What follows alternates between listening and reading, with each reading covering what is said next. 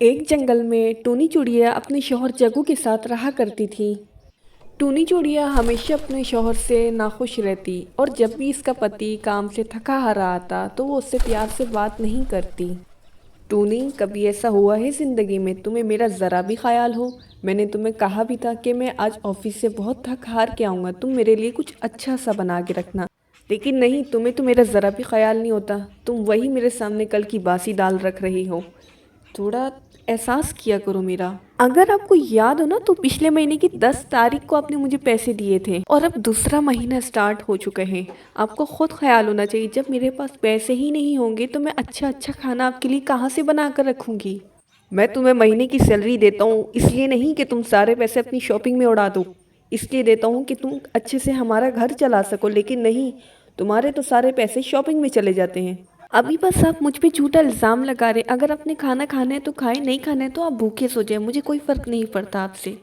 हाँ, मुझे पता है तुम्हें कोई फ़र्क नहीं पड़ता मुझसे। ठीक है, मैं ऐसे ही सो जाता हूँ। ये दाल तुम खुद ही खा लेना सुबह नाश्ते में। अगली सुबह जब होती है तो जग्गू टूनी से सख्त नाराज़ होता है। वो बिना नाश्ता किए काम पर चला जाता है और दूसरी ही तरफ टूनी चूड़िया को अपनी की गई हरकतों पे ज़रा भी अफसोस नहीं होता और फिर वो अपने घर के काम करने के बजाय बाहर घूमने को निकल जाती है। उसे सामने ही पेड़ पे प्यारे तोता नजर आते हैं तो वो उनके पास चली जाती है। अरे टूनी चूड़िया, सुबह सुबह आज तुम मेरे घर आई हो? अरे, कहीं आज फिर से तो तुम अपने पति से लड़ झगड़ कर मुझे बताने तो नहीं आई ना? अरे प्यारे भाई, आपसे क्या छुपाना। आपसे तो मेरा कुछ भी ढका छुपा नहीं है। आपको पता है वो कैसे हैं। कल रात भी उन्होंने मुझ पे बहुत गुस्सा किया। मेरा तो रो रो कर बहुत ही बुरा हाल हो गया था। इसीलिए आज सुबह होते ही मैं आपसे मिलने आ गई। देखो टूनी, तुम्हारी शादी को 2 साल गुजर चुके हैं लेकिन वही तुम्हारे रोज़ रोज़ के लड़ाई झगड़े। तुम खुद क्यों नहीं कुछ करती? आखिर तुम खुद ही अपने आप को थोड़ा सा बदल दो उसके लिए। प्यारे भैया, आपको पता है ये सब मुझसे नहीं होता। रोज़ रोज़ के बर्तन धोना, झाड़ू लगाना, खाना बनाना, अपने पति की खिदमत करना, आपको पता है ये मुझसे नहीं होता। तो अब मैं क्या कर सकती हूँ? अब तो रोज़ रोज़ तुम्हें समझाकर मैं भी बहुत ही तंग आ चुका हूँ। अब तुम्हारी मर्ज़ी है, तुम खुद को ठीक करो या फिर जैसा चल रहा है वैसे ही चलने दो। अच्छा प्यारे, छोड़े जग्गू की बातें, मैं तो उसके नाम से ही बहुत तंग आ चुकी है ना। आप प्लीज़ मुझे कुछ खाने का दे दें, मुझे बहुत तेज़ भूख लग रही है। आज पता है मैंने नाश्ते में कुछ नहीं बनाया तो इसलिए मैंने सोचा आपके पास आ जाऊँ, आप मुझे कुछ खाने का दे दें। ये लो, मेरे पास एक सेब पड़ा है, ये तुम खा लो। फ़िलहाल तो तुम्हारा इससे गुजारा हो जाएगा।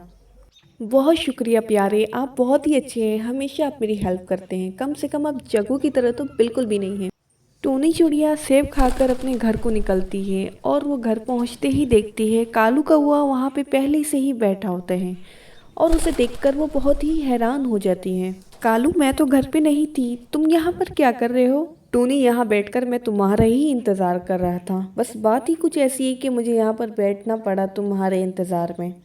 अब तुम ये ना सोचने लग जाना कि मैं तुम्हें यहाँ तंग करने आया हूँ। बहुत ज़रूरी बात थी इसलिए मैं यहाँ बैठा था तुम्हारे इंतज़ार में।